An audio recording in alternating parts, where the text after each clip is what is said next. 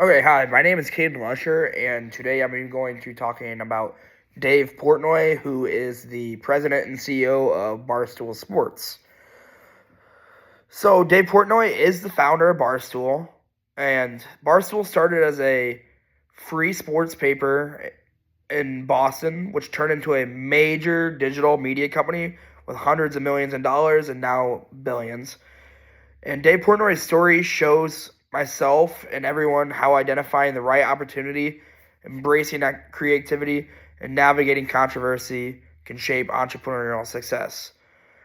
There were a lot of bumps in the road for him, and he was able to overcome them for sure. So Dave Portnoy launched Barstool in 2003 as a print newspaper focused on sports betting and commentary, which was huge for college kids like myself and still is huge for college kids. At the time, most sports media was actually formal and corporate. For example, ESPN and CBS Sports. Um, but Portnoy saw an opening, like a gap, in the industry. So he decided to create content that felt more authentic, humorous, and relatable to young sports fans like myself. He recognized early trends in internet culture. He was very good at tweeting. He was very good with social media, and he shifted Barstool to a digital platform instead of the newspaper. This was a very risky thing to do, but it for sure worked out for him, and this allowed his brand to grow very rapidly and quickly by connecting directly with the fans who felt ignored by traditional sports outlets.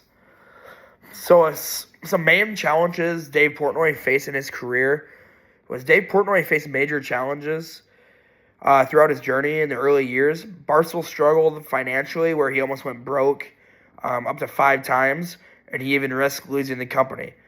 As the brand grew, it also faced public backlash for everything that Dave Portnoy did and said. But one thing that he kept him strong and that he kept the company strong is he never apologized for anything he said. What he said is he doesn't care about your feelings. What he cares about is his company and making sure that it runs and that young sports fans like myself feel involved. He got a lot of people boycott him, but as the people boycott him, like older people, like my dad himself would boycott him, I joined him because I loved everything that he did, everything he was about. So, like, instead of going away from controversy, Dave Portnoy jumped right into it. He diversified Barstool's revenue through merchandise, podcasts, and eventually sports betting partnerships, which is probably his main source of revenue now. He sold his stake in Chairman Group, and later Penn Entertainment allowed Barstool to scale while keeping his core identity. So he actually sold Barstool and bought it back for $1. The creativity and innovation part were very key to Barstool's success. Unlike traditional media companies, Barstool focused on personal-driven content where employees became influencers and fans like myself felt like they were a part of it.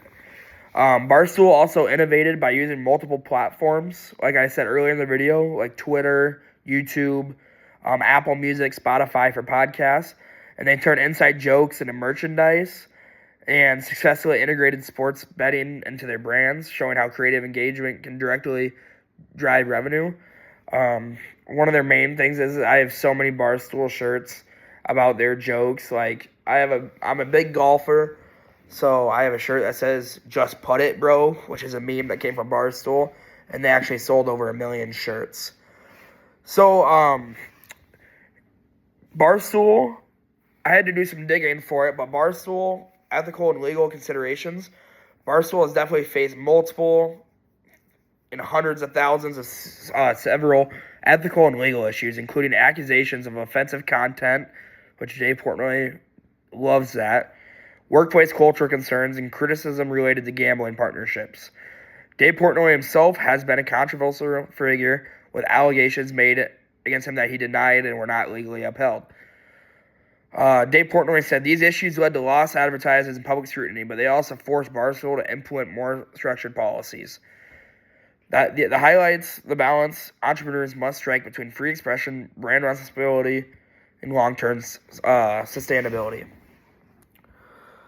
So, in conclusion, Dave Portnoy, his journey with Barstool demonstrates how recognizing a market gap, embracing creativity, and taking not risk but calculated risk can lead to massive growth.